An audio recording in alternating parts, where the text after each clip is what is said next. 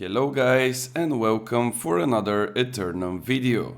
I quickly want to apologize about my voice because I'm a little bit sick, but I will do my best to get you through the whole video, and I want to share with you my true passion for New World and of course mostly the combat of New World.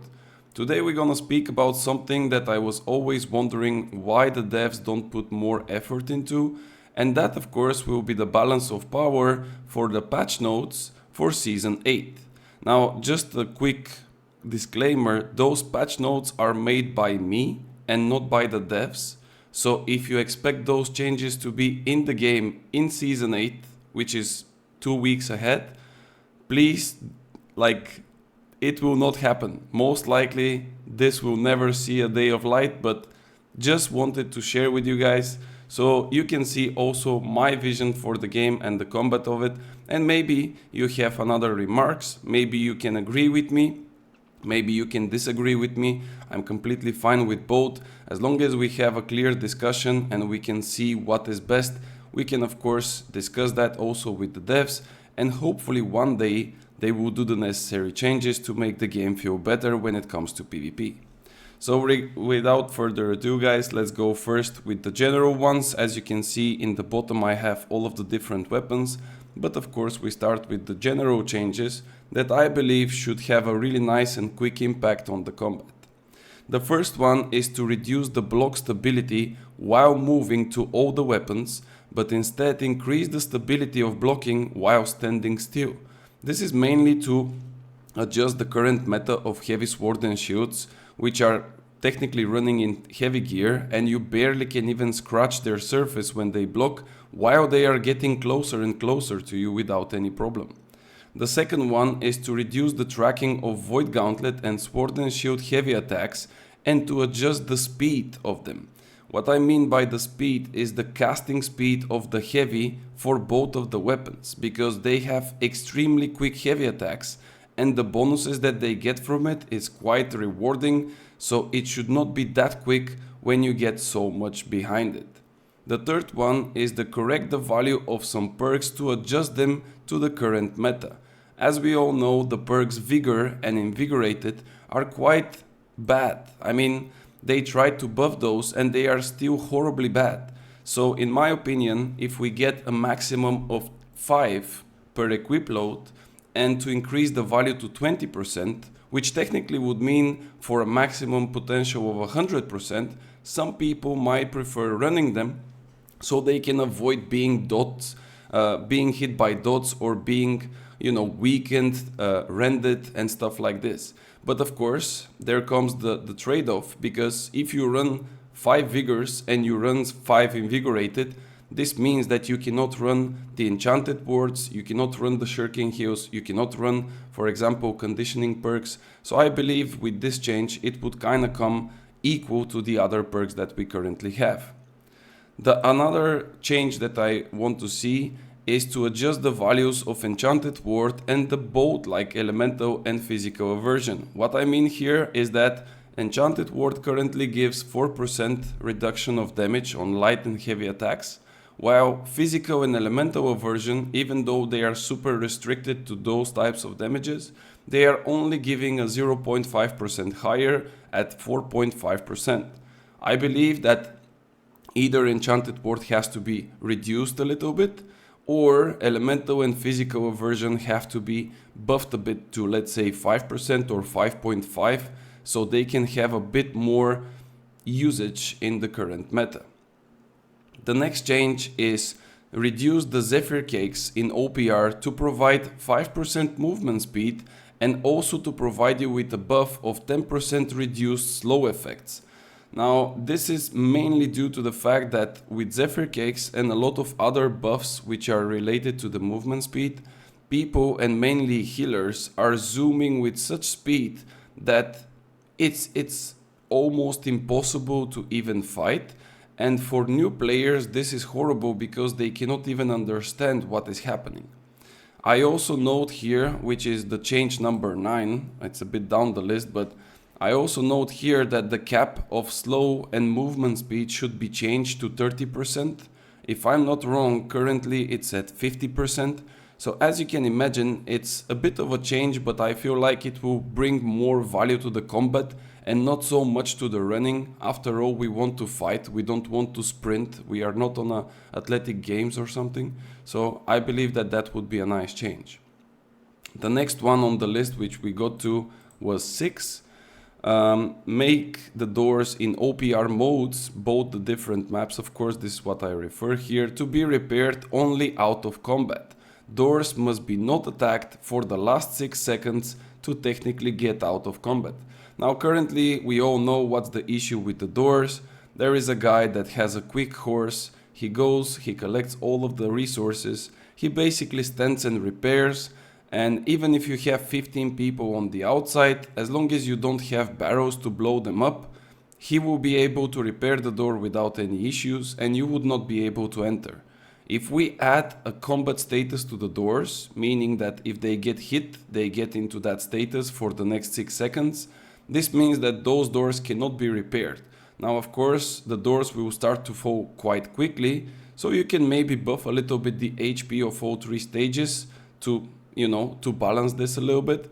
But I think in general, again, we are there to fight and not to hit doors. The next change at 7, we have make it impossible for people under level 65 to join arena where all the other players are level 65. Now I know that we are struggling when it comes to number of players, but unfortunately I've seen way too many matches where people of level 65 are playing against people of level 30, 40 and so on. This should not be happening. It's a bad experience for both sides and I don't even need to explain why, but yeah. Then the next one, make it impossible to change gear while in arena to avoid people using healing gear while they sign up for DPS or tank.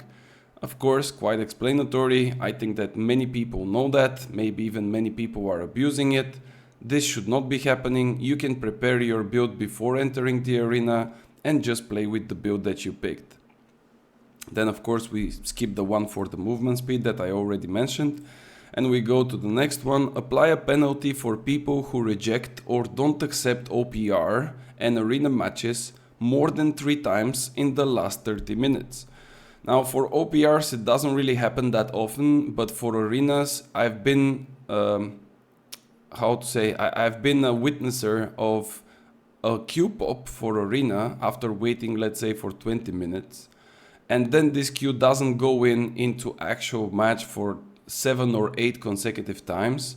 I'm not sure if that's because of one same person, but this usually should fix a little bit the things, because many people just decide at the last second that they don't want to join a match for some reason.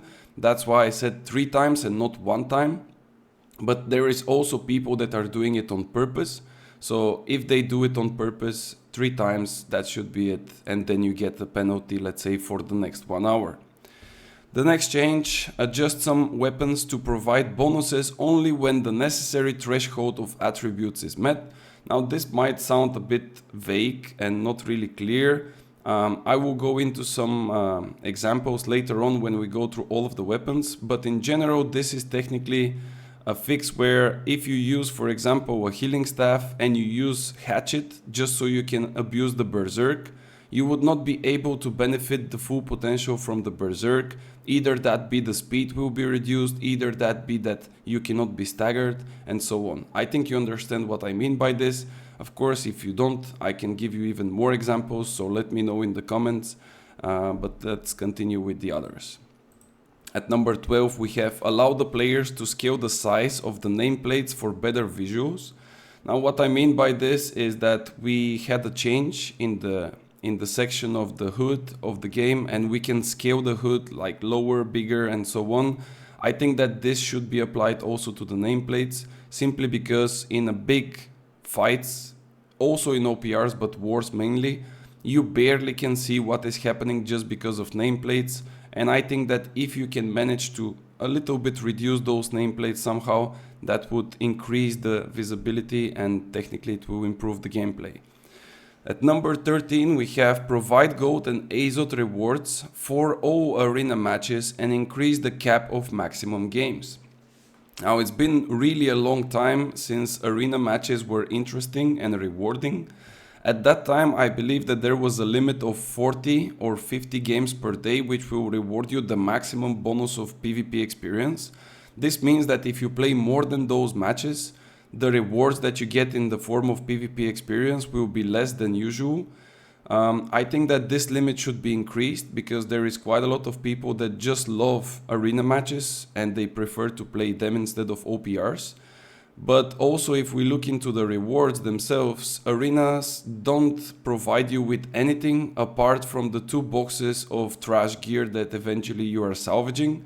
So having a small, like let's say 20 or 25, 30 gold, something like this, just for the sake of it, and let's say 25 to 50 Azot would be a nice addition, I think. And when you of course play, let's say 100 matches, it will eventually give you some decent reward. And of course, last but not least, I'm probably, like I said, there is way more things that can be added.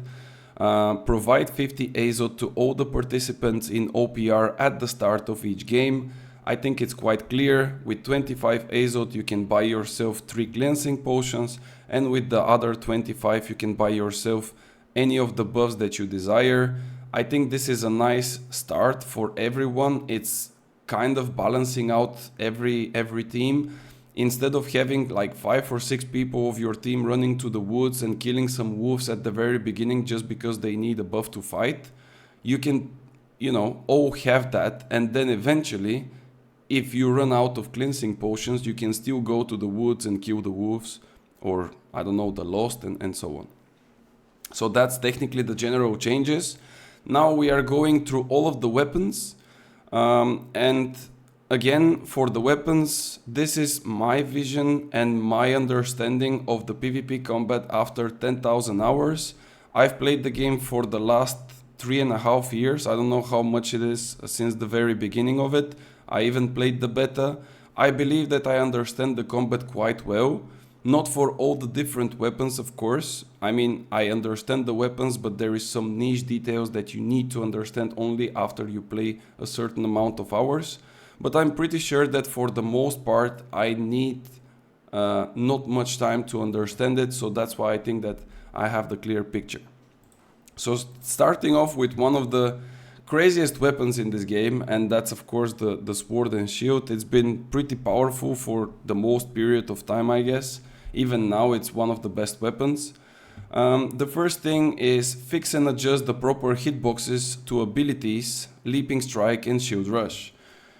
Now this is technically getting a bit absurd because those 2 abilities are regularly hitting outside of their hitboxes. If you are not sure what I'm talking about, hit me up with a comment and I can show you a lot of examples. Then the second one is increase the damage of Whirling Blade from 80% to 110% and keep the passives as they are.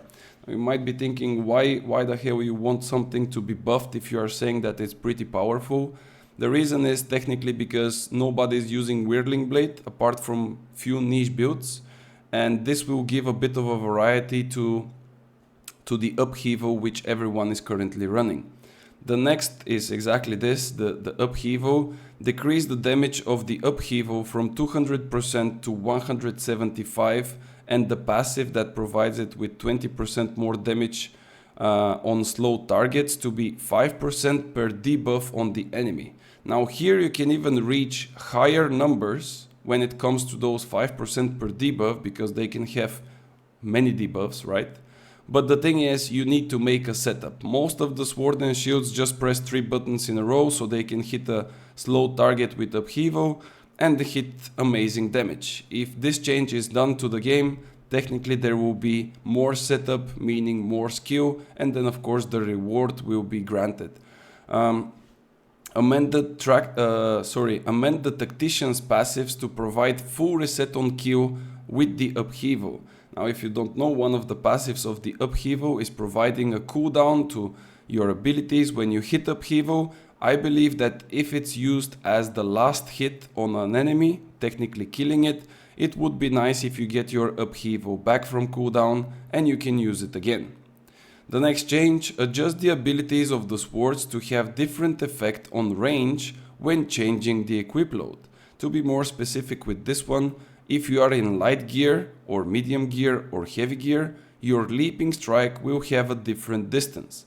It doesn't really seem too logical that a light person who is playing an assassin, and basically he's forcing himself to play as an assassin, to jump 15 meters, and then a heavy guy who is technically a tank to jump the same distance. You know, it just doesn't make too much sense.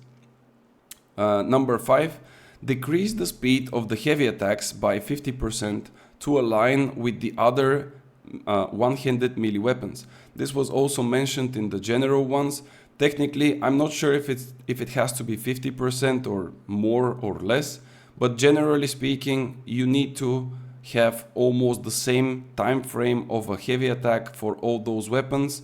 And of course, I'm not talking about like quick heavy or full charge heavy, but in general, all those attacks have to be kind of close. Then we have at number 6, decrease the amount of empower from empowered stab from 30% to 15% and add internal cooldown of 5 seconds.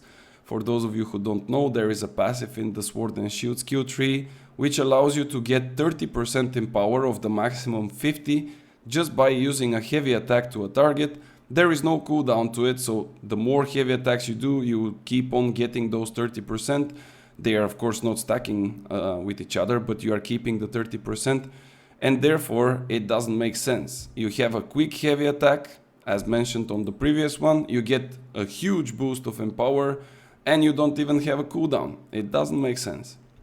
Then we go to the next one, increase the amount of empower from counter attack from 3% to 8%, and reduce the stacks from 3 to instead of 5. So technically the previous one is 3% stacking up 5 times, which is 15 in total.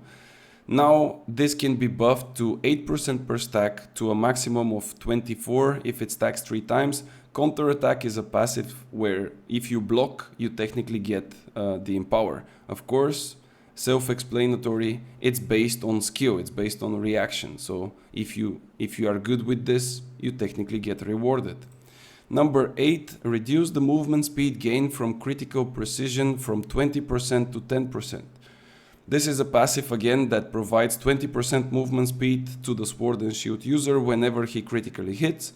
As mentioned in the general, if the movement speed goes to a maximum of 30%, it should not provide you with almost a cap, but it should only give you 10%. Then we have at number 9, amend the passive Opportunist to provide 10% more damage to targets who are getting hit in their back. Now, I don't really remember exactly this ability, but I can definitely open the skill builder so we can see it. I actually think that would be really nice. So this is the Opportunist passive, which abilities deal 10% more base damage to slowed foes. So technically you don't need targets to be slowed anymore, but as long as you hit them in the back, you get the 10% damage. Then we have at number 10, correct the values and effects of Leaping Strike depending on the equipment. This is basically the same as the, where is it? This one as number 4, but with more details. So technically speaking, if we look at the different abilities of the sword, you can see already that some abilities are having different effects depending on their light, medium and heavy loads. This can be done for almost all of the abilities. Of course, it's not necessary to do this to all, but for example, for Leaping Strike, I think it would be nice. So if we look at what I propose here, in light equip load, 125% damage instead of the current 100, technically for those assassin players, like I said. So 125% damage in light equip load, but no stagger. There is no more stagger on the jump, but instead apply, here it has to be 30% because that's the maximum. I made a typo. So apply 30%, the maximum slow on hit from behind, and 25, here it has to be the half of it. I'm sorry. So as we go, we improve. And 15% on like frontal hit. So technically speaking, if you are a good assassin, if you manage to sneak behind someone, you can apply really heavy slow on him after the jump. You don't need to stagger him. He's so badly slowed that you can, continue on with your different abilities and hits and so on. So you can definitely finish your job. Then we go to medium, 100% damage in medium equip load with stagger. So technically what we have currently exactly with leaping strike. Does not apply slow on hit, but applies 10% weaken to the target for 5 seconds. So not only that you're gonna stagger the target, but you also apply weaken. And then in heavy, 75% damage in heavy equip load with knockdown. Now here we don't even have a stagger, but we have a direct knockdown. Does not apply any other debuff effects, but also has lower range of the jump by 25%. So if we are jumping 10 meters, now you are jumping 7.5 meters. Quick maths. Then we go to the last point of the sword and shield. Shield rush passive intimidating rush to be reduced from 30% slow to 20% and to apply only on a target hit. Now what I mean by this is this passive here, as you can read, it says on a successful hit all enemies within 5 meters of you are slowed by 30% for 4 seconds. Now it doesn't really make too much sense that you're gonna hit one guy but everyone around you in 5 meters, and 5 meters is not a small distance by the way, in those 5 meters to be slowed. So I think that this should be only applied on a single target, and again, just because the maximum slow should be, in my opinion, 30%, we just go down a little bit to 20. Going over to the next weapon, we have the Rapier, and of course this is one of my favorite weapons when it comes to both PvP and PvE, but unfortunately the Rapier lately is not that great for PvP simply because the tracking is horrible, and that's why the first change that I believe has to be made is to adjust the tracking of the Rapier to be in line with all other melee weapons. Of course, if you used Rapier in PvP and you tried to auto-attack someone, you would know what I'm talking about, so that's just something mandatory to be done. Then the second change is also related to the tracking. Increase the tracking from Flurry the same as it was before. So this ability here, the Flurry, which causes 5 really quick hits. Before it was really good at tracking people when you start hitting them, but now for some reason if you start hitting and then they just walk out of your range, you simply just stay in one place without even moving an inch. So this has to be amended. And the third one, which is also related to the tracking, adjust the homing for the second part of Flourish and Finish to be better for tracking purposes, of course. So Flourish and Finish technically has 2 parts. The first one is a pushback and then a follow-up penetrating hit onto the target. There are many times where you try to home at the person, but somehow your Rapier is still not hitting them. So I think that this has to be fixed a bit to make that ability useful and good enough. Then we go for the next one. Adjust the distance traveled by Fletch to be determined by the amount of dexterity. This is one of those changes that I've mentioned in the very beginning in the general section, where if you use a certain weapon just to utilize the bonuses from it, but not even investing into the attributes that are necessary for that weapon, you should not get all of the benefits. So what I mean by this is a healer using a Fletch just to escape enemies should not be able to travel the same distance, for example, or should have, I don't know, higher cooldowns or less movement speed and things like this. This can be applied to all of the different weapons, of course. I'm not talking only about the Rapier. Here I didn't really mention a threshold, but let's say you need to have 100 dexterity to make sure that you would travel the same distance. Or it could be also 50, it could be not that much, so many people can say, okay, I can maybe give my 50 focus in terms of changing for those 50 dex, so I can definitely travel faster and quicker and so on. The next one is Desperation passive to be adjusted for increased damage when you are lower than 70% stamina instead of 40% stamina. So this passive here called Desperation basically provides you with 10% more base damage, but this is only when your stamina is below 40%.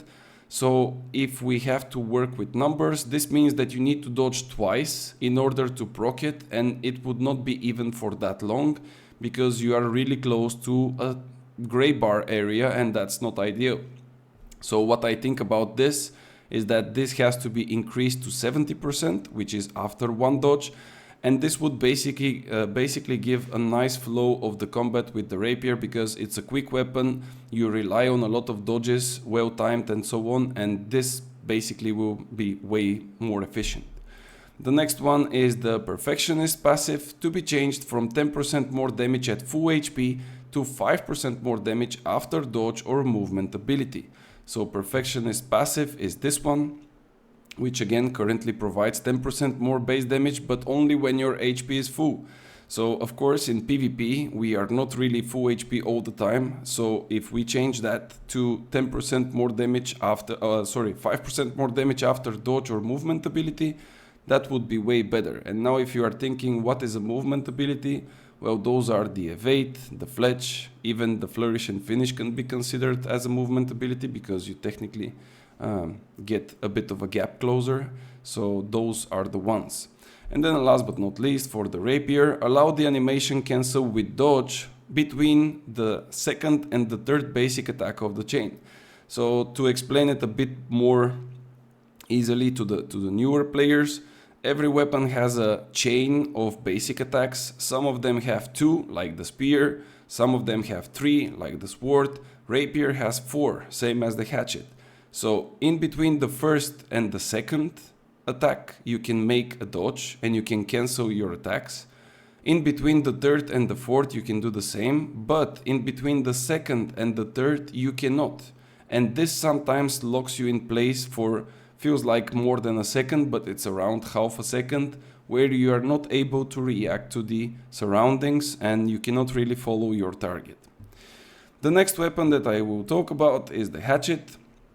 So the main thing and my biggest concern about this weapon is not the ability of a high burst damage, not the difficulty of the throwing hatchets. I believe that the hatchet, it's really close to being perfect, but there is only one thing that is kind of making it extremely annoying, even crazy busted sometimes, and this is exactly the berserk.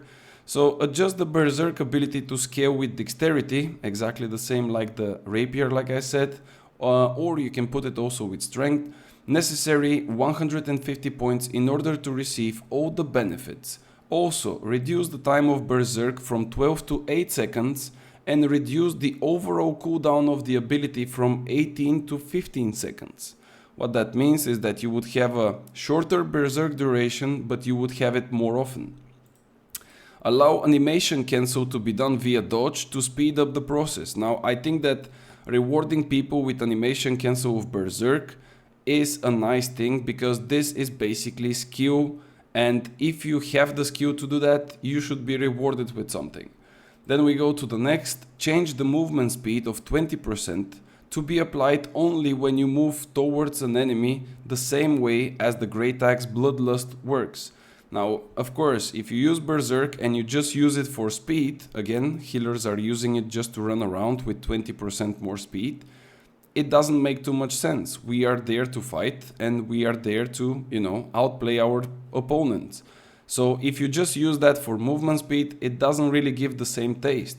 If you are chasing someone and you have Berserk, you should definitely have a bonus movement speed. If you are running away from someone and you just want to be quick as Sonic X, that should not be the way.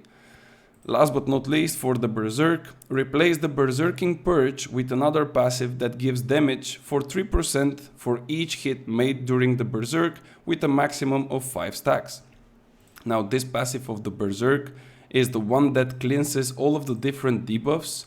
So for example, if you are in a stun, in slow or root, and if you use the Berserk in that time, you would cleanse everything from yourself and you will become uninterruptible for the duration of the Berserk. Instead of this, I think that it should be provided with more damage, so it would be even more leaning towards the assassin way of playing, by providing a potential of 15% in power, which on the hatchet with those 5 hits can be stacked really quickly, especially if you use Pharaoh Rush. The second change that I would do is just to decrease a little bit the infection from the infected throw, because the high 30% here 30% disease with 10% weaken for 10 seconds, plus additional 5 seconds if the targets were below 50% HP, is a little bit too much in my opinion. I mean, 30% disease is pretty much like it's more than plague crits, so yeah, and it's just to hit a target. It's not even, you know, something special that requires additional things. But yeah, just a small change, and of course reduce duration from 10 to 8 seconds. Then we go to the next one, and that will be the Flail, and as you see it here, that's exactly what I think and I feel about the Flail. I don't have a clue how that weapon works since its release. I don't know. I know the abilities, how they look like, what are the different buffs and debuffs and things like this. I don't have any clue. I'm sorry. Then we go to the next one, Spear. Adjust the passive of Cyclone Invigorating combo to provide 15 stamina instead of 25, but increase the stacks from 2 to 4. Now technically, if we go to the Spear skill tree, let me just find it, there it is. If we look at Cyclone and the first passive of it, it says that you can get 25 stamina per target hit with maximum of 2 targets for a potential of 50 stamina. I think that this side of the skill tree, and specifically Cyclone, is sometimes used by heavy players, which means that they are more into the clumpy fights. So I think that this changed to 15 stamina instead of 25, but instead giving you 4 more, like 4 in total, sorry, stacks for a potential of 60 stamina is going to be better and more rewarding. Then we go to the second, adjust the passive Javelin Refreshing Precision to provide the cooldown based on the distance instead of a headshot. If you are wondering what is this, that's the Refreshing Precision, is a passive from the Javelin, which provides you with a reduction of 25% cooldown for headshots with the Javelin. I think that this should be based on distance and not a flat 25%. I know some people play with the so-called CC bots, where they are heavy sword and shields and spears, and they just rotate non-stop their abilities with the Scorpio. But I think exactly this should be a bit more countered, let's say, a bit more reduced, because if he gets you in a crowd control and he really knows what he's doing, you cannot really escape that too easily. It's almost impossible. Then we go to the next one, adjust the tracking of Coup de Grace to properly hit the knockdown targets. Now, Coup de Grace is the last passive of the sweep, and many times I've seen it for myself and also on enemies. Sometimes I was the lucky victim that was on the ground. This ability doesn't really track that well. So you knock down someone, you want to finish off with a heavy attack on top of him, but somehow you miss, even though the target is laying at your feet. So this has to, the same way as the flourish and finish, this has to be changed. The effect of the tracking should be improved. The next one, increase the amount of Fortify from defensive stance to 20% and the duration from 2 seconds to 4 seconds. Now this one here, let me just find, yeah, there it is. The passive defensive stance is gaining you a Fortify after a successful heavy attack, increasing armor by 15% for 2 seconds. I believe that this should be increased, first of all because it's not so easy to hit a heavy attack with the spear, simply because it has a really slow heavy attack, not like the sword, not like the void gauntlet. So basically you are already risking quite a lot by doing a heavy with the spear, and also having only 2 seconds of duration for that Fortify, it's not worth it, because by the time you hit your second heavy, this Fortify will be already down. So I think that boosting it to 20% and 4 seconds duration would be beneficial for all the spear players. Then we go for the next one, adjust the homing of Skewer to properly hit targets and not to jump in one place.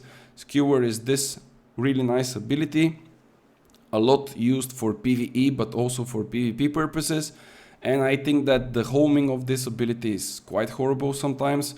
You see a target in front of you, you want to use it to jump on him, and basically you are jumping on the same spot while the target is already running away and you are just looking a bit silly. Then we go for number 6. Amend the deadly ambush to apply on people with HP above 80% and not full HP. So if we look at the passives, the first passive technically of the skewer deals 20% increased base damage against targets that have full HP. Again, in PvP, full HP is something like a bit too broad. So we need to have some numbers. We don't want full HPs. I think above 80% it's already a good one. So having this extra damage on all targets above 80%, it's nice. And the last change for the spear that I would do, adjust the tracking of a spear basic attacks to not hit outside of the animation hitbox. Now again, same as the sword and shield and the abilities that are going outside of the hitbox, the spear unfortunately sometimes hits outside of its hitbox range, and this is quite easily visible when you see a couple of clips where the target is clearly further than he should be by hitting you. Even the spear doesn't really touch you or reach you, but he still hits you and applies the slow, which is not really good. So I think that this should be looked at and fixed. Going over to the next weapon, we have the Great Axe, and the first thing that I would like to change here is the executioner speed to be changed from hitting 2 targets to 1, but the hit required to be 3. Now what I mean by this is this passive up here that will give you 20% haste if you hit at least 2 targets with a light attack. I think that for better chasing potential of the Great Axe, this should be reduced to 1 target, but you will have to hit 3 times the target, meaning that this can be light attack, heavy attack, or even ability, and this would basically boost a little bit the chasing potential of the Great Axe when you want to play it in a different variation than a bruiser. The second change, adjust the charge ability to have a quicker recovery after finishing the charge the same way as burnout for fire staff does. Now why this has to happen? Technically when you use burnout as a fire staff at the end of animation of the ability, you basically can continue with a dodge or another ability and so on. While with the Great Axe, after charge you are stuck for at least half a second, maybe even to 1, where you cannot really do anything and you kind of have to just stay and eat all of the damage that is coming towards you. So I think that this should be a bit reduced or even removed, but definitely has to be done something because it's not so cool. Then the third part, decrease the range of Reap from 8 meters to 6 meters and adjust the damage from 80% to 60% on the first part of the Reap. So why I think that should happen? Technically with the first passive of the Reap you get 8 meters of distance, and 8 meters is quite a lot in New World. Technically a light dodge is less than 8 meters, so having range for more than a full light dodge doesn't really make too much sense. I think that 6 meters is still nice, and after all this ability is still a form of crowd control, so the damage should not be high. But then if we look at the next point, increase the damage of Reap's passive's final attraction from 115% to 135. There is a secondary hit with the Reap ability, and this hit technically should do the bigger portion, and that's why I think that those 20% from the first part can be transferred to the second, so you technically don't lose any damage, but you just get a little bit less range. Then the next one, adjust the Bloodlust passive values from 20% movement speed to 15 and Empower from 15% to 10. Now the Bloodlust is the ultimate passive from the left side, and as I already said, like if we reduce a little bit the movement speed cap to 30%, you cannot really have 20% movement speed just by looking at someone, because this is how this ability works. So I think reducing it a bit and also reducing the Empower a bit would be nice, because again guys, this is simply not requiring anything from you apart from walking towards a target. Like that's it. You just need to look at a target and you already get those bonuses.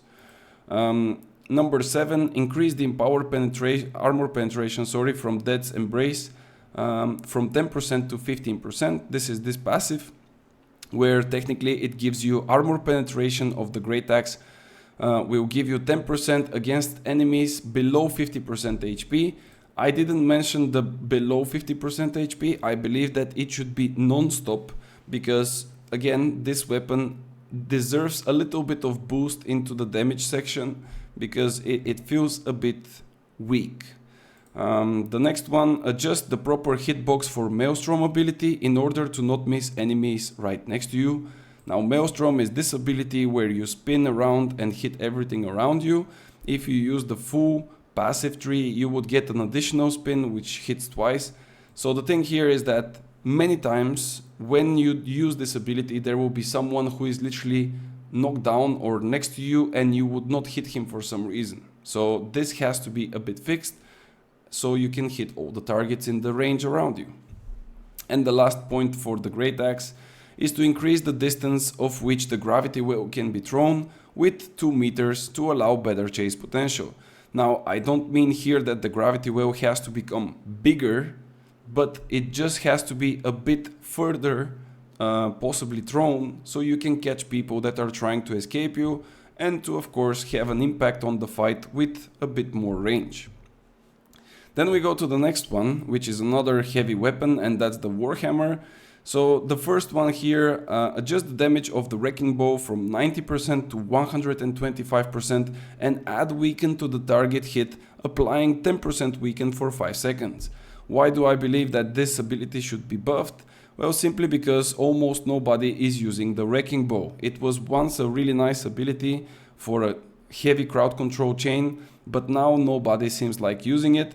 And I think that if it's buffed a bit with the damage and also the possible weaken, it should be a nice addition to the Warhammer skill tree. The second one, adjust the passive from Mighty Gravel Expeditate to apply 20% slow on the targets for 5 seconds instead of 30% movement speed for 3 seconds. Now, if we go to this passive here, you would see that technically after hitting someone with Mighty Gravel, you would get an additional 30% movement speed, but this doesn't really benefit you too much because after all you are a heavy user or medium user with the Warhammer, and the only thing that you need is of course either more damage or more defense. So this doesn't really make too much sense. You still have a good tracking with your attacks. You don't need speed. So I believe that slowing the target down is way better than getting yourself with more movement speed. Then the third one, guarded sprint to be changed from 10% reduced damage taken while there are 2 or more enemies in 10 meters. Now I'm talking about this passive here, where it says reduce the damage taken by 10% while sprinting.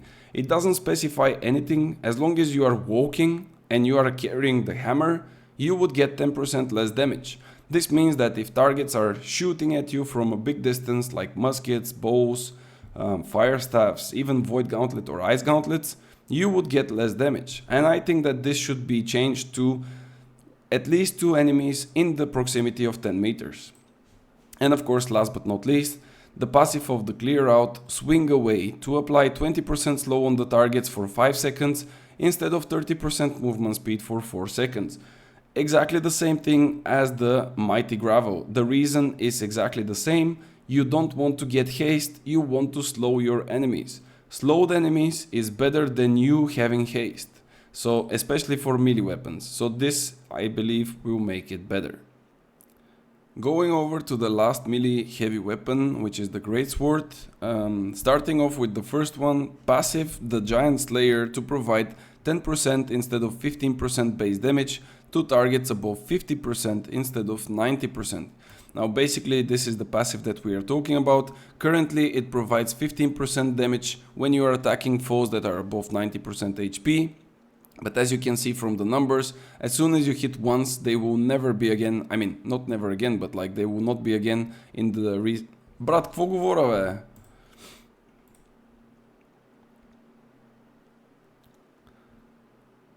And the last weapon that we have to cover from the heavy melee side is the Greatsword.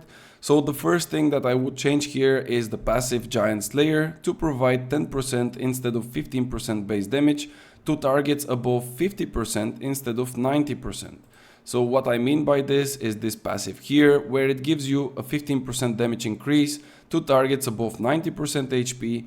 I think that this bonus is quite big, but it's only applied once. So I think you should go for 10% bonus, which is a bit lower, but then to the targets above 50% HP, so you can apply it a couple of times, which in the long run will give you a better value. Then we go for the second, Relentless Rush, to apply 10% instead of 20% slow, but the 10% could be stacked to a maximum of 2 times if you hit by the both spins. So Relentless Rush, for those of you who don't know, hits twice, as it's mentioned also on the ability. And if you apply 20% from either of the two, it's a bit too much. But if you split that on both hits to apply 10, and then of course if you have the skill to hit someone twice, you can still apply the same amount of slow. So I think that's a bit more fair. Then we go for the next one, Heavy Blade passive, to apply 10% armor penetration instead of the 15% that we currently have for heavy attacks.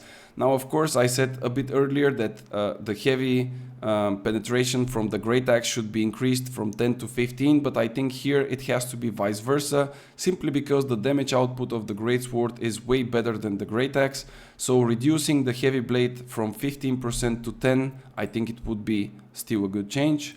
Then we go to the next one, Swift Onslaught, to provide 10% movement speed after an ability hit instead of the 20. This passive here just gives a huge bonus when you use an ability, especially the Relentless Rush. This is technically the biggest combo, because this one has a huge range of a hit, and then having another 20% for 5 seconds is almost a guarantee that you're gonna reach your target regardless where they are. So I think reducing it a bit to 10 would be nice.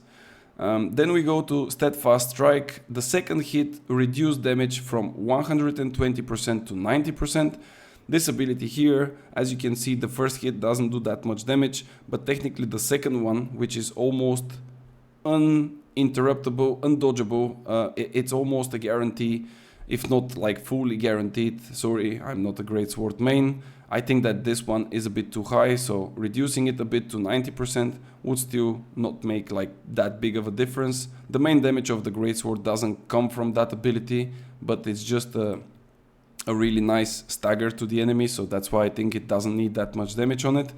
And of course the last one, Arrow Deflection, to now reduce 90% of the damage from range attacks while active instead of the current 100%. So if you don't know what I'm talking about, this is the passive when you are in defense stance for those heavy Greatsword players that are acting like tanks. When they go into this and they start blocking, they are blocking all of the different range attacks. It doesn't matter what you're shooting at them, nothing will even touch them for 100% of reduction. So I think that this one should be lowered just with a tiny bit from 100 to 90%. It would definitely not change the world, but at least trying to hit someone and applying at least the dots that you usually do as a range player would still be beneficial. And then we go to the ranged weapons, starting off with the bow.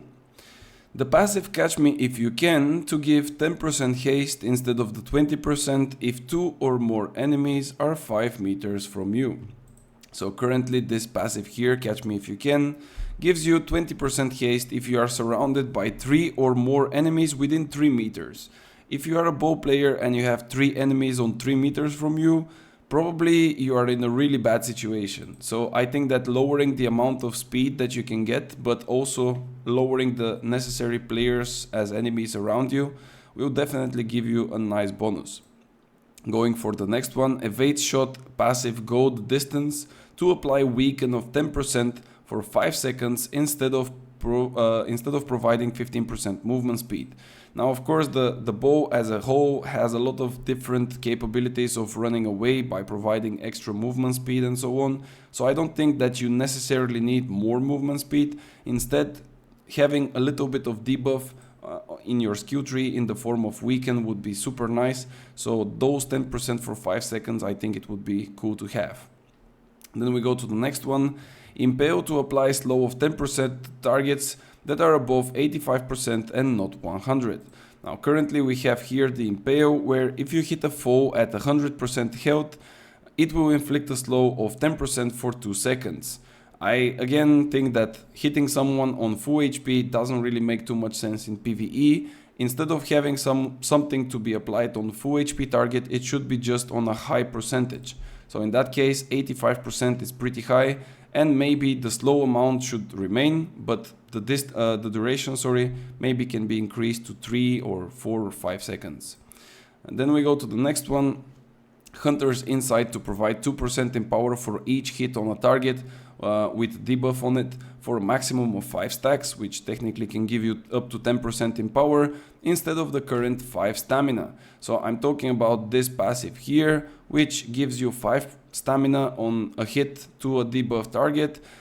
As a bow player, you don't really want that much stamina because you should be hitting or shooting from a safe distance, and therefore you kind of focus yourself more into the damage. So having a little bit more in power, which you can stack and also to keep for some duration, would be way more beneficial than those 5 stamina. Then the next one, Rending Headshot to now apply rend on targets further than 20 meters instead of a headshot.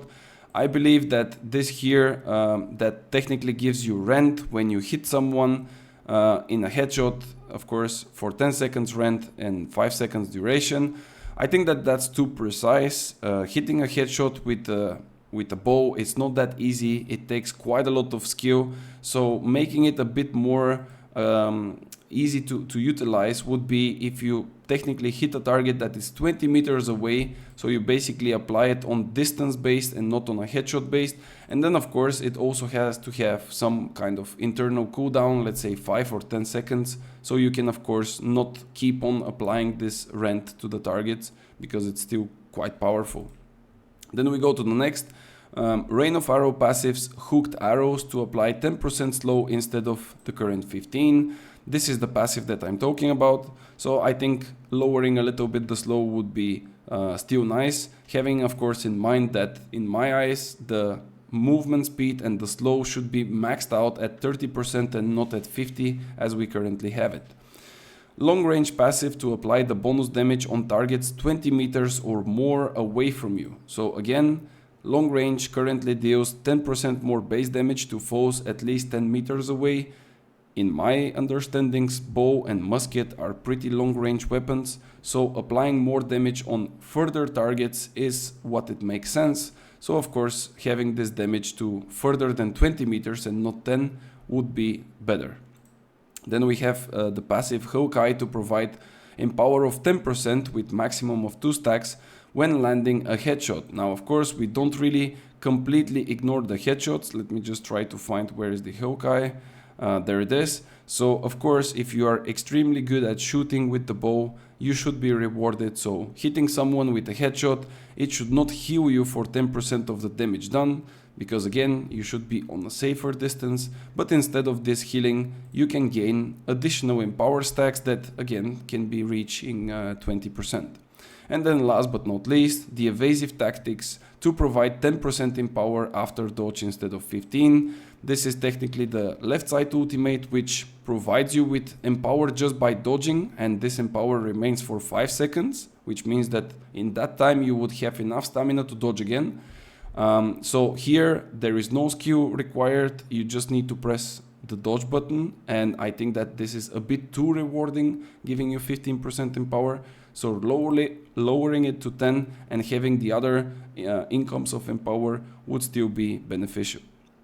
Then we go to the other one, the bread and butter of the shooters, and this is the musket. In my opinion, the musket is in a really good spot. And I'm saying this because I've played quite a lot of times against muskets, and also recently I played the musket. And I think that the musket in general has different playstyles where you can of course be a bit closer and a bit further away from your enemies. I think in general the musket is in a really good spot right now. The only thing that I would change is the power shot, and the first thing that I would change is the passive First Blood to provide extra 10% damage to targets above 80% HP and not 100. And this is technically based on what I've said many times for a couple of weapons already. It's basically this one, basically like anything that's working on full HP targets doesn't make too much sense in the game scenario. Because if the target is missing 1 HP, you would not get the effect. He is technically 99.99% HP and you would not get the effect just because of that. So that's why I think that applying a really high threshold, like in this case 80% or 90% and so on, is still pretty high, but at least you have a small margin of small dots and things that can affect the target's HP, and you can still get the bonus. And then the second one is again related to the power shot, basically the passive bullseye to reduce the power shot cooldown with 25% instead of 15%. So that's, I think, this one. Instead of a headshot reducing it by 15%, I think that if you hit the target, you should get a reduced cooldown of 25%. And this is not to buff too much the weapon in general, but just to provide you more usage of abilities and so on. And then we go to the next one, the one of the favorites for everyone, I believe, and that's the Blunderbuss. There is definitely some things that are pretty wrong with this weapon. It's a bit of a long discussion for specific things. I've used the Blunderbuss quite a lot in the past, not really much in the recent history when they added the aim lock, because this basically killed the vibe for me. But I will mention here a few changes that I would be super proud if I see even, let's say, a year from now. The first one is to adjust the spread of pallet shots depending on the distance of the enemy. I think this is technically causing the biggest issue currently with the aim lock, because the Blunderbuss is the only weapon that remained a hit scan weapon, which means that if you click a button, you hit. That's it. There is no projectile, there is nothing. And when you play with aim lock, all of the pallets are technically not spreading and they are going onto the target, all of them, none of them is missing, and the damage is extremely high. They of course try to work around it and so on, but I don't think the success was that great. So I think that making it that it spreads a bit the pallets depending on the distance would make that a bit more normal and a bit more logical. Of course, if the target is in front of you on a meter or two, then of course all of the pallets will hit, but if he's standing on 5 or 10 meters away, then it would be way harder to shoot all of the pallets. Second, reduce the amount of aim lock assistance when shooting with the Blunderbuss to compensate the hit scan attacks. Now again, same thing related to the aim lock, reduce a little bit the aim lock assistance, because this is way too much. They said that they would touch it. I don't know how good is it. Again, I'm not using aim lock. Maybe you can tell me, guys, what do you think about it? Is it in a better state? Is it not? I'm not sure. Then we go to Claw Shot. Claw Shot's passive in and out to be changed to apply 10% slow for 5 seconds on hit. So if we go to the Blunderbuss, let me just see where it is. There it is. And if we look at Claw Shot's passive in and out, currently upon usage it restores 8 stamina every second for 10 seconds. Which means that in those 10 seconds you would get 80 stamina passively by not doing anything, on top of the stamina that you're gonna get eventually from your normal recovery of stamina. Now, I'm not saying that this is a bad passive, of course, but I think it would be nice if you just apply a slow to the target, so you can technically have a better chase potential and more threat to that person that you are trying to chase.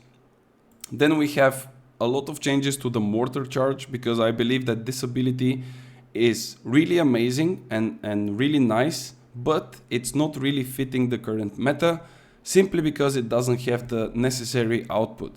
So the first thing to change is mortar charge to not have a limit of 3 shots, but instead to enter a stance for 20 seconds with quicker reloads of mortar shells, in case of use of another ability, causing the mortar charge stance to be exited or ended. Cooldowns of the stance is 10 seconds after the ending of the stance or after exiting the stance by use of another ability. So in other words, currently we have mortar charge that will load the Blunderbuss with heavy canisters for the next 15 seconds or 3 shots. So meaning if you shoot 3 times, it's over. Then you need to wait, and then it takes a lot more time and you cannot really use the ability as it should be done. So I think that if you enter a stance, let's say mortar stance, where for the next 20 seconds you have an improved reload time and you can shoot those charges, and of course reloading in between, for the next 20 seconds you can do a lot of damage. And then of course there should be some tweaks about it, because the damage then could be extremely high. So let's look at the other things. Mortar charge passive steady to be changed from 7 per hit to 10% base damage while shooting still. So if we look at the steady, currently it gives you stamina while you are like hitting someone with the charge, but if you are like shooting mortar charges, you don't really need stamina. All you need is like the highest damage possible, because that's technically what you're doing. Like you're shooting a semi-missiles into the clumps. So if you shoot steady, which means that you should not move, you would get 10% base damage, as mentioned here, while shooting still. Then we have another passive, mortar charge passive, Freedom, to be changed from 50% haste to 10% slow on the targets hit by mortar shells. So if we look at Freedom, currently it gives you 50% haste for 2 seconds, while we are using the ability, of course. Again, you don't want to move too much with this ability, you want to stay still, you want to shoot into the clumps.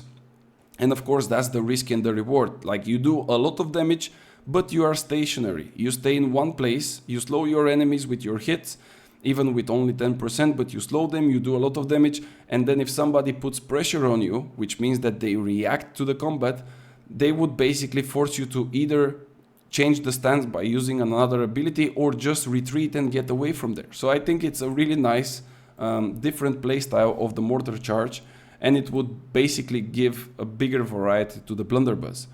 And then of course the last one, which for some people it might sound crazy, but increase the amount of pallets from unload from 8 to 10 with 4 seconds after casting an ability.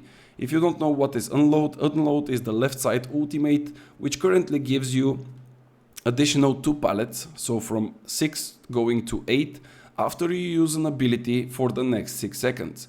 I think that this should be improved even further, so giving you up to 10 pallets instead of 8, and then of course reducing a little bit the cooldown, not really the cooldown, but the time frame that you can use them from 6 seconds to 4 seconds, which means that you need to, do it quick.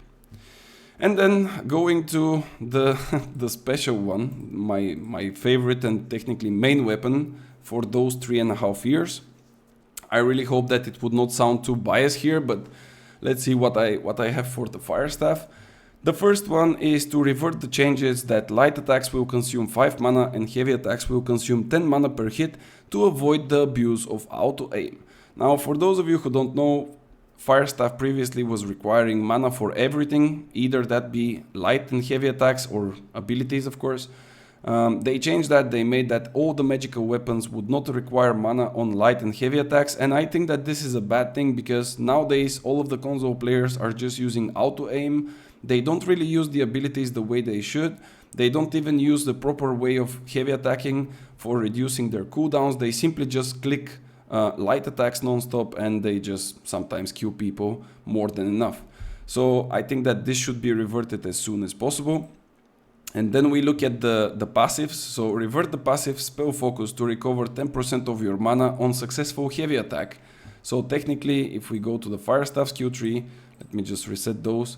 So the spell focus previously was providing 10% mana on a successful heavy attack, and now it was lowered to 5% because your light and heavy attacks don't require any more mana. I think that combined those two, basically you need the 10%. Then change the passive Flail to apply 110% instead of 120% damage, but increase the AoE from 1 to 2 meters. Now, there are not that many players that are using Flail. Mostly, I would say new players are using it because it's easier to hit targets simply because of the AoE. So that's why I think that even making it a bit bigger for 2 meters, which is not that wide, but still it's like an AoE attack, but lowering the damage to 110 or even 100 damage, like 100%, it would be nice. I still think that if that goes through, it would not force the good players to change it, because a heavy attack of a Fire Staff usually does 140%. So going down to 110 or 100, it's way too much of a lost potential, and this passive is not that great unless you are a beginning player, which is completely fine. Then we go to the next one. Reduce the empower of Rune of Helios from 20% to 10%, but instead make it a buff that is applied to the caster Also reduce the cooldown of Rune of Helios from 30 seconds to 15 seconds. So currently Rune of Helios is the left side ultimate, which technically creates a plateau where it's a 4-meter rune. If you step on it, you get the 20% in power. The rune stays there for 7 seconds, but if you move outside of it or the 7 seconds expired, then you basically lose the empower. The cooldown for that is 30 seconds, so what I'm proposing here is that every 15 seconds, which is mentioned here, you would get, instead of 20%, you would get only 10% in power, but you can move freely, which means that you can go around, you can chase people, you can run away from people, and this empower will stay with you, technically, and in the form of a buff for those 7 seconds. Reduce the movement speed while using Flamethrower by 5% for each 3 seconds of use to a maximum of 30% slow at 18 seconds. So a lot of people are hating the Flamethrower as from day one. There were many changes to that ability, mainly in damage, duration, staggers and all kinds of things. In the current state, the Flamethrower is not that bad, but still it's not as useful as it was before. So I think that buffing probably or nerfing it would change a little bit the things. And that's why I'm proposing here that if you use a Flamethrower, you should get slow on yourself the more time you are using it without stopping it. Something like overheating while using it. So if you use the Flamethrower for 3 seconds without stopping it, you basically get 5% slow. If you continue using it and 6 seconds already passed, then it will go to 10%. And technically in 18 seconds of time, you would hit the maximum of 30% slow. Of course, stopping the Flamethrower and reigniting it again would basically start from 0. In the meanwhile, of course, there has to be some kind of a trade-off.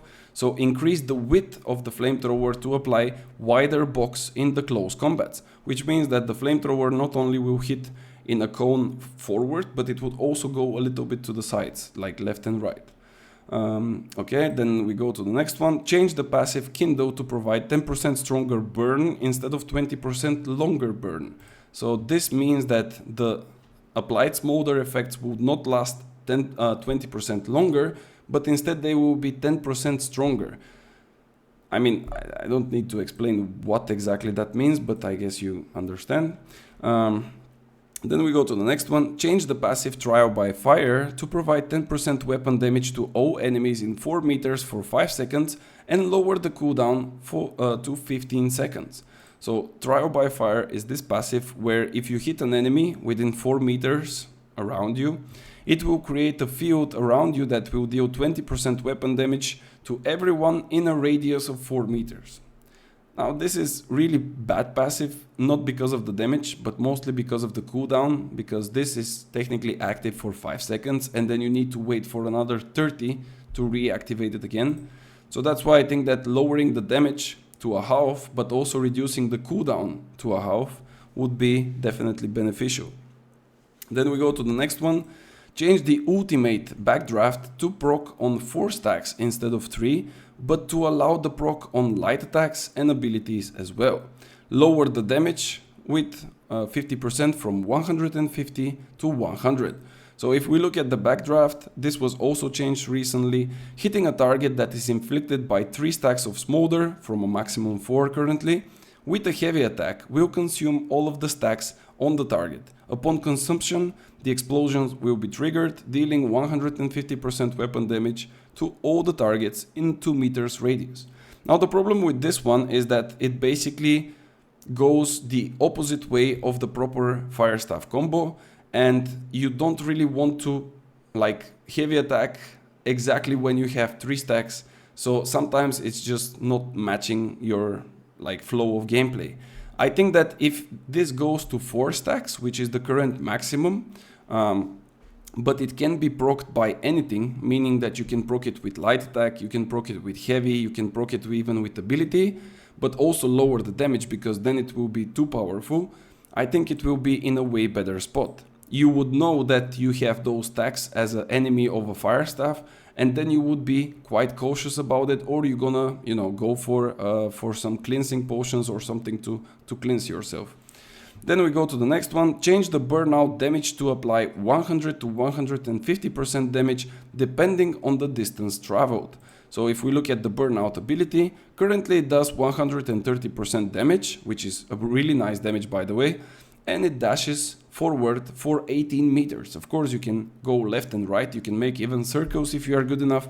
So technically what I'm trying to say here is that the damage that it applies should go higher the further the target is, which of course implies that if you are really skilled and you try and hit your target at the very end, which is not that easy, then of course the damage potential would be the highest.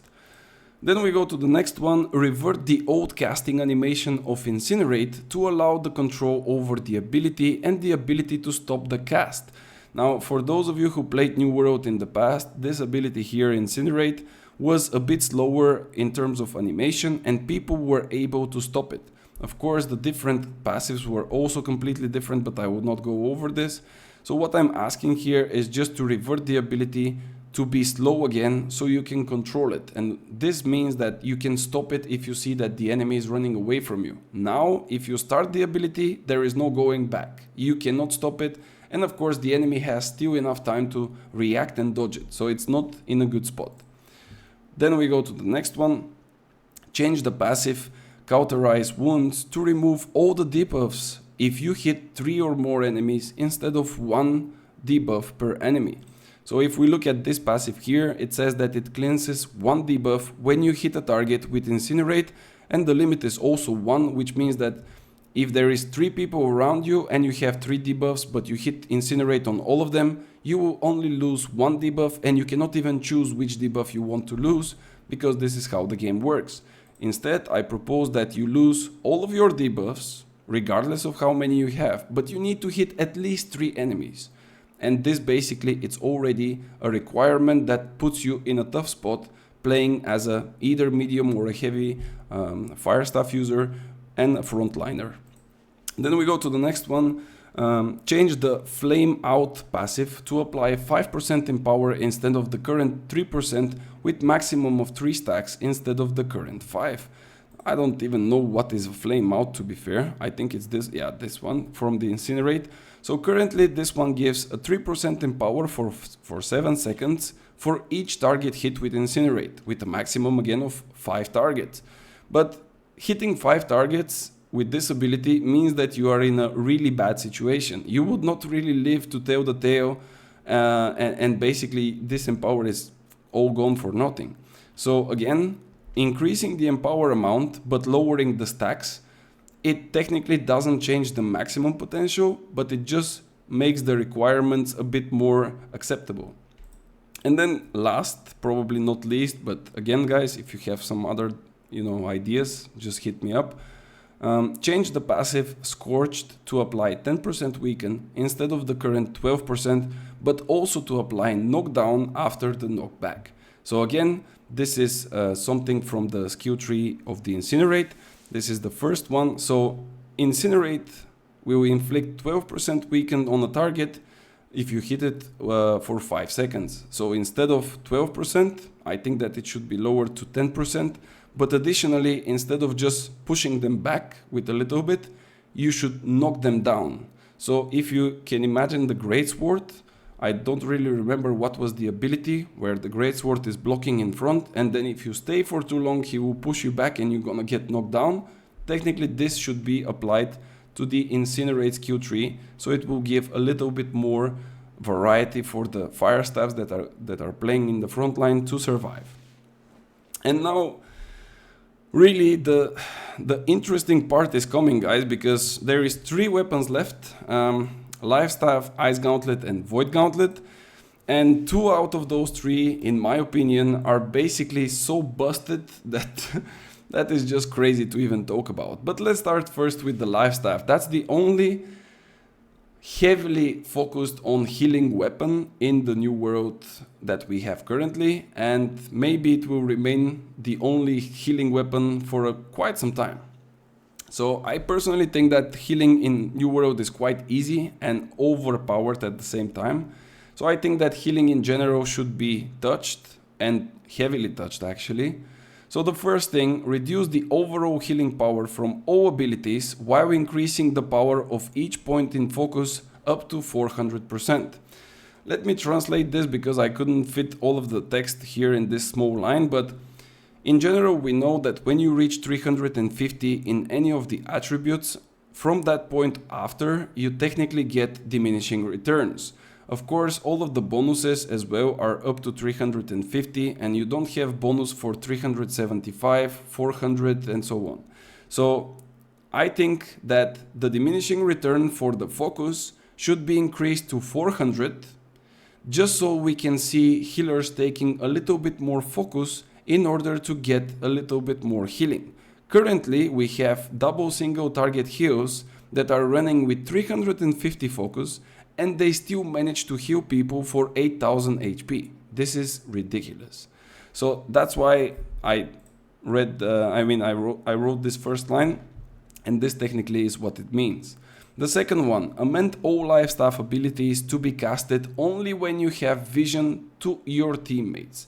This technically applies to the targets that are usable when you heal people and you can technically put an ability on them, either that be a Sacred Ground, Divine Embrace, Light's Embrace and things like this. Of course, Splash of Light is AoE, you don't need to target someone, but still they should be in your vision. There should not be a wall in between you or something that blocks the vision, because currently what we have in the game is someone standing inside of, let's say, middle point in OPR.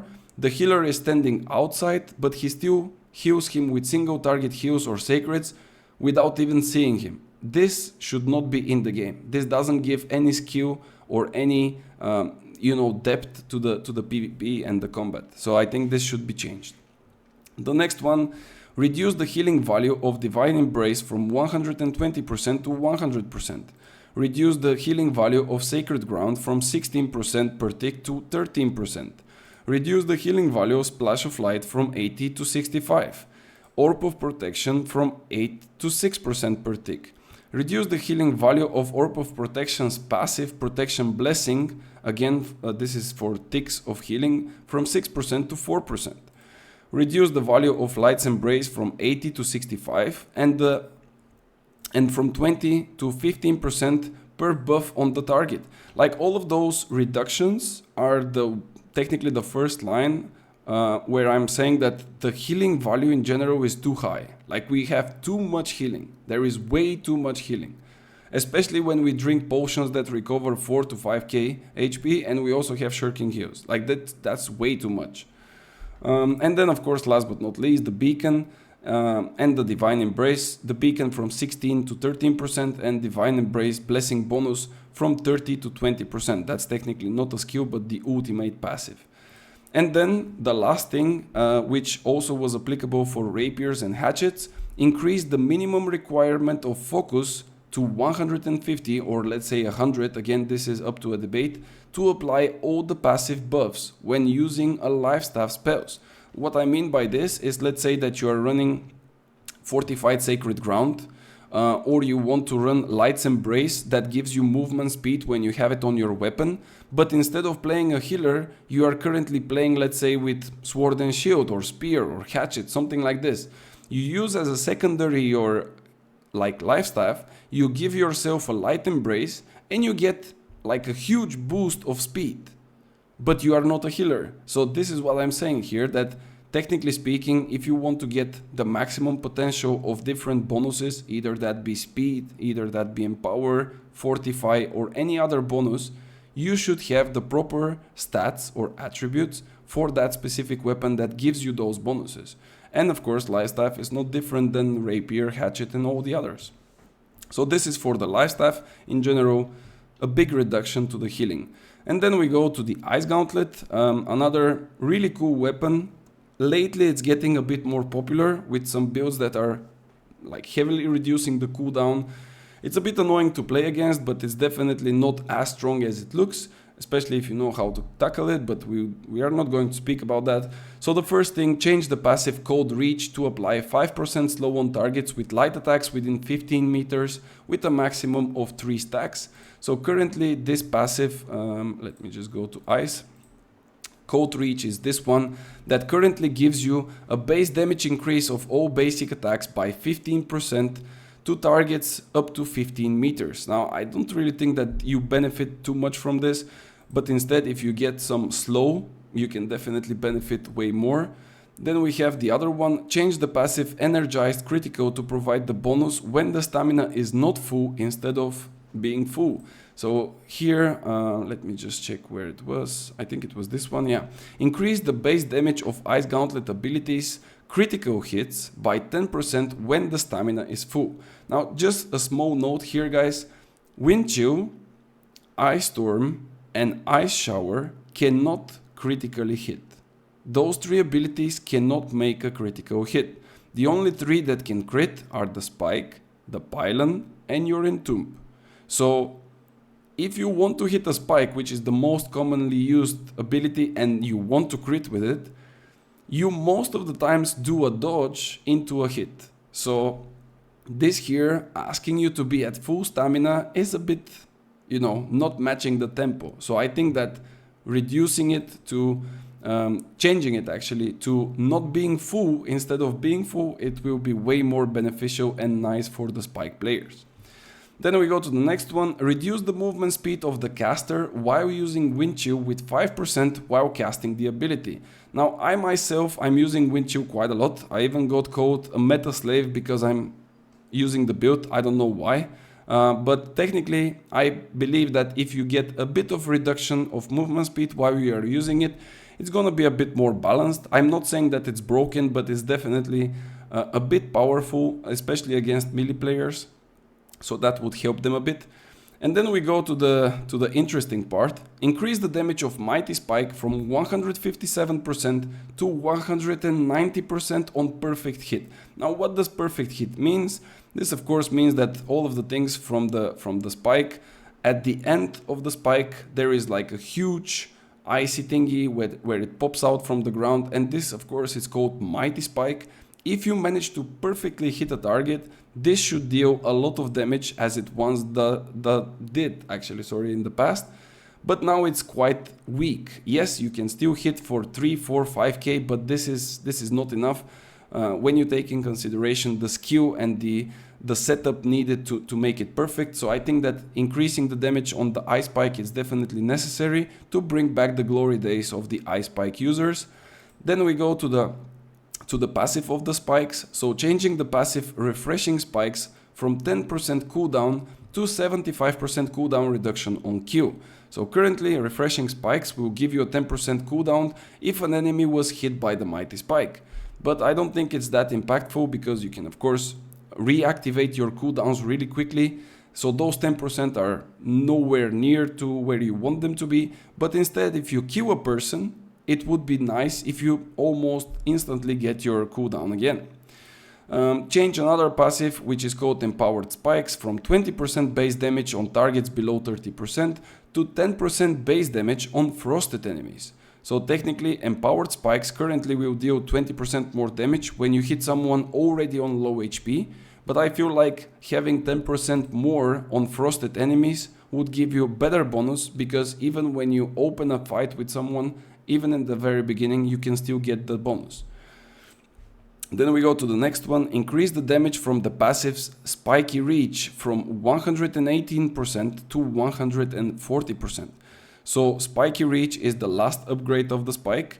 And as you can see, ice shards fire from the side of the Mighty Spike to hit wider area. Each shard has a 6 meter range and deals 118% damage. So technically, at the end of your ability, it kind of goes left and right and it hits on both sides. So of course, boosting a little bit the damage on those as well would be beneficial. Then we go to the Ultimate Chill. Reduce the damage of bonus from Ultimate Chill.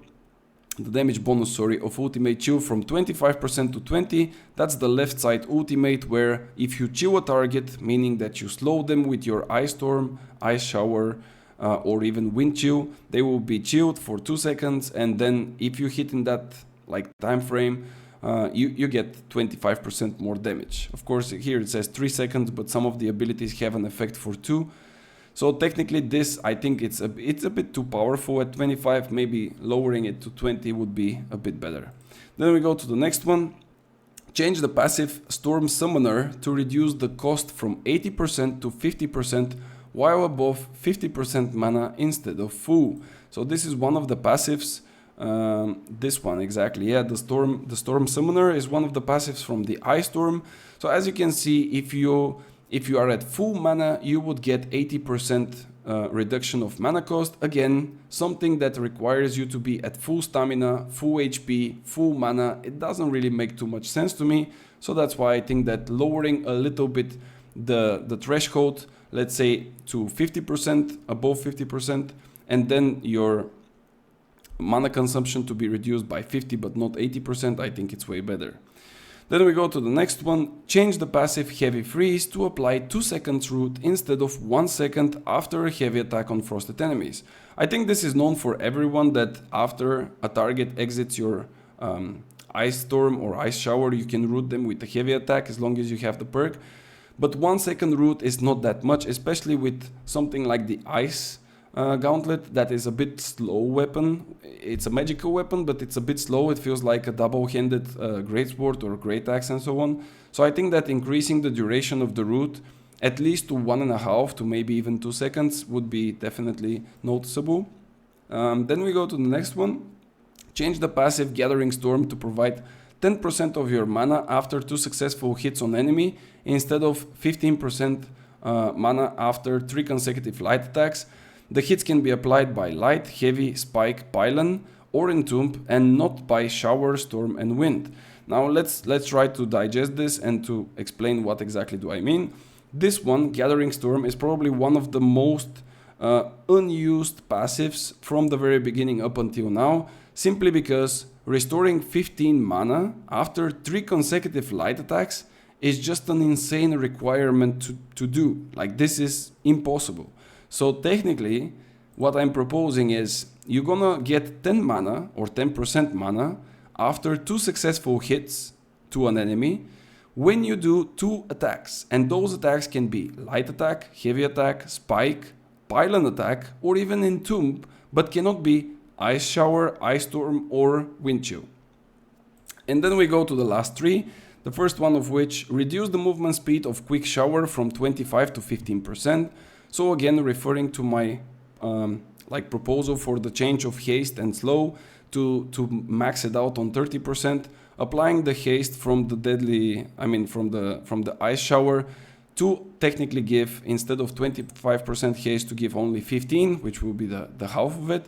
And then increase the rend from Frigid Showers from 10% to 15% and add a duration of it of 8 seconds. So currently Frigid Showers, which is the last upgrade of the shower, is providing 10% rend, but this rend is only for 2 seconds, or in other words, until the target gets out of the area and until the ice effect is on them, which technically stays for 2 seconds. So instead of those 2 seconds, I think that it needs a buff. It has to go a little bit higher on the rend and also to have a longer duration. Maybe 8 seconds, it's a bit too much. Maybe 6 is still doable, but it has to go above 2 for sure. And then the last one for the Ice Gauntlet. Change the passive Frozen Touch. I think it has to be Frozen Touch. To apply 10% slow on enemies that hit you more than 3 times while you are below 50% HP. Now, if we go to that passive, it's Frozen Touch. So technically this one will slow the enemies by 25% for 4 seconds if they hit you with a melee attack when you are at full HP. Again, full HP. So I don't like that. I would propose to, like you see here, to slow your enemies regardless if they are ranged or melee, doesn't matter, with 10% slow instead of 25, but only if you are under 50% HP and if they hit you 3 times. And of course the hits can be from spells, it could be from light and heavy attacks, and so on. And then last but maybe the most important, Void Gauntlet. Guys, I'm being completely honest, this weapon is so busted that it's out of this world. Like, it's so powerful that if we have a scale, we cannot even put it on 2 scales together. Like, it's so busted. But let's go. Let's not waste too much time. The first thing, adjusted the tracking of a heavy and light attacks of the Void Gauntlet to be similar to all other melee weapons. Now this, of course, everyone knows it. The tracking of the Void Gauntlet is just ridiculous. This should be fixed as soon as possible. The second, adjust the distance traveled after charging a heavy attack to not be with the distance of a light equipped dodge. So for those of you who don't know, if you make a row in light equipped load, technically a guy with Void Gauntlet can charge a heavy attack and he will travel the same distance without using a dodge, which technically means that he will do 2 heavy attacks, you will dodge twice, he still is behind you. And of course the heavy attacks are quite quick. The third one, change the passive Forsaken Pact to provide 5% damage instead of 10% damage while above 15% mana. Now we are getting to the crazy stuff. Technically there is so much damage into the Void Gauntlet skill tree that it's insane. So the first one here, Forsaken Pact, gives you 10% more damage while you are above 50% mana. So I think that this should be lowered down to 5%, because especially when you're using Void Blade, you don't really consume that much mana, as every hit is free of charge, like there is no mana consumption on it. Then we go on the next one. Change the passive Empowering Proximity to provide 5% Empower instead of 10% while casting abilities near enemies. So this is the Empowering Proximity. As you can see, currently it gives 10% Empower for each cast of an ability, and when targets are around you into 5 meters. This can stack up to 3 times, technically 30% Empower in almost no time, so that's a bit crazy.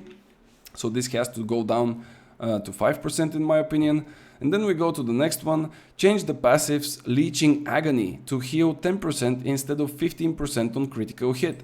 So Leeching Agony currently, as you can see, 15% healing on a critical hit, it's quite nasty, especially with the high critical chance that the Void Gauntlet has, so that's already something to look for.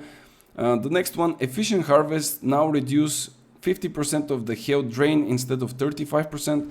Here the numbers are a bit confusing, but this I believe should be buffed.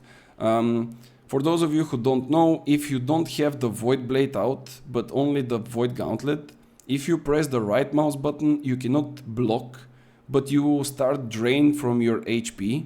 And if you have a passive here called Cleansing Harvest, basically you can remove a debuff from yourself by, sacrificing some of your HP. I think this is a really nice and niche not tactic, but the playstyle and a really nice mechanic, but nobody is using it simply because nobody needs to use it. So that's why I think that reducing the health drain from 35% to 50% would be nice. And then, no, wait, drain is reduced, yeah. So then increasing also a little bit here, but you will see it later on the list, would make that playstyle or this mechanic way better. Then we go to the next one, change the passive Fortified Blade to apply on critical hits and not on the start of the ability, and also add 5 seconds cooldown. So Fortifying Blade is the first passive of the Void Blade, and basically it gives you 45 whenever you turn your blade on. It will give you 20% Fortify, so I believe that this should be changed. Not the amount of Fortify, but it would be changing to a point where if you hit people and you technically crit them, you would get your Fortify. This is actually a buff to it. Then we go to the next one, which I think it's probably the biggest one. Amend the passive from Disintegrate to reduce 5% of the enemy's armor with a maximum of 3 stacks. So if you don't know, there is something called Disintegrate in the Void kit, and this is applied from different sources, but basically what it does is applies a debuff on the enemy, stripping down 10% of their armor values, and it can stack up to 3 times, meaning that at the maximum stage you would get stripped 30% of your armor values. Now this is way too powerful, and I think that it should be reduced to 5%, and a maximum of 3 stacks would be 15%. So I think this would definitely make a big difference and noticeable one for the Void Gauntlet. Then we go to the next one. Reduce the amount of Empower from Oblivion from 15% to 10%, and reduce the cooldown of the ability from 20 seconds to 15 seconds. So Oblivion, the AoE circle that you kind of give Empower to all of your friends and yourself as well. The empower of 15% should go down to 10, but also the cooldown would go down so you can use it more often and so on. Then we have the change the passive of deadly range to provide 10% base damage to all abilities and attacks on targets further than 10 meters. So now we are going a little bit to the right skill tree, which is a bit more ranged focus. So here currently we have 10% base damage on successful range basic attacks against targets with active buff. But I think that this one can be a bit different. So you can do more damage all of the time. It doesn't matter if they have debuffs or not, but they have to be 10 meters away. So keeping that distance and utilizing the skills as they should be. Then the next one, reduce the amount of empower and weaken from Baleful Tether from 20% to 10% for both, meaning empower and weaken. Reduce the duration of the debuff from 10 seconds to 8 seconds and keep the unique status of not being removable. So this one was a bit longer, but to explain it in another way, Baleful Tether is a really quick ability, a projectile that you can shoot, and basically it will give you, as a Void Gauntlet user, 20% empower, and it will apply 20% weaken to your target. This is extremely high amounts for a so quick projectile that is like almost impossible to dodge. So the thing is that this is not only powerful but also not removable. As you can see on the bottom, it says Baleful Tether's empower and weaken cannot be dispelled and the tether remains active after weapon swap. So technically you can still keep the unique status of not being removable, but I think that those 20% on both empower and weaken are way too much, so this should go down to 10 because it's unimaginably broken. And then of course, addition to the tether's projectile, provide a small reduction to the projectile speed of the tether to compensate for the aim lock assistance in order to allow reaction and outplay potential. Meaning that if you see the animation of the tether going out, you can still have a quick reaction to it, or at least see the projectile and try to dodge it. I'm not saying that it has to be extremely slow, but at least give a small room or small window where you can still try to react quick enough, because with the aim lock it's just impossible to miss. Then we go for the next one, increase the damage of Orb of Decay from 90% to 120% and the healing from it from 20 to 30%. So Orb of Decay, another ranged ability that is really popular in the Void Gauntlet users. And basically I believe that as a nice ability it should increase a little bit the damage, so this would also increase the usage of it. So from 90 to 120% damage, and also the healing from 20 to 30. Now you might say, yeah, but you said that healing is too powerful. Why would you increase the healing of the Void Gauntlet? Well, technically the healing is too powerful from the Life Staff, but from the Void Gauntlet not so much, and exactly that's one of the reasons. And also because healing is scaling up with focus, while you know, with Void Gauntlet you don't really push with so high focus.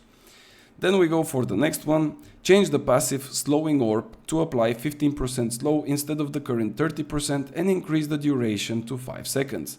So again we are going to the slows. Technically here this one applies 30% slow for 30 seconds. If the maximum slow cap is 30, this should be 15%, and of course the duration of 3 seconds should be a bit longer, making it to 5 would be a bit better. One of the last changes, change the passive Cleansing Harvest to remove 1 debuff after 0.5 seconds of harvesting and lower the cooldown from 3 seconds to 2 seconds. So technically what I said earlier, the harvesting thing, currently using a Harvest Essence for 0.75 seconds will remove 1 debuff from you. And this has an internal cooldown of 3 seconds. I think this should be reduced to a half a second to remove a debuff, and it should have 1 second less eternal cooldown. So this mechanic of cleansing yourself but paying with a little bit of your HP would be used and utilized by more players. This is really a high skill cap mechanic and it's not used enough in the game. And the last one, change the passive Mending Evasion to heal after dodging an attack for 100% of your weapon damage while above 75% mana. This is the passive here, which probably nobody uses. Dodging with full mana heals you for 80% weapon damage And again, it's mentioned that healing scales exclusively with focus. So I think that, again, you should not be at full mana, but let's say above 75%, and it should heal you with a little bit more, because again, the healing of the Void Gauntlet is not so powerful. So I made it to the end, guys. I hope that you did as well. If you are still watching this video for some good reason, I don't know why, maybe you love New World the same as me, and maybe we are desperate so much that we really think that we can change the tide and make them work harder to provide us with a proper balance.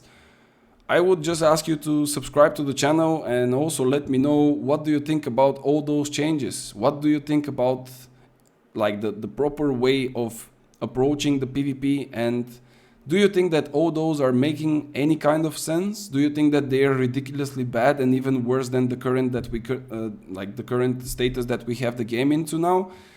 I really want to hear what you think, and I would be really proud if we can make a discussion so loud that AGS would just think about it, not even following our ideas, but just to think about some things and to apply some kind of logic into their, you know, fixes and proper matchmaking and like balancing and all those things. Thank you guys for watching as always. I really hope that you enjoyed the video. I really look forward to hear your thoughts, and I will catch you probably on the next one. See you then.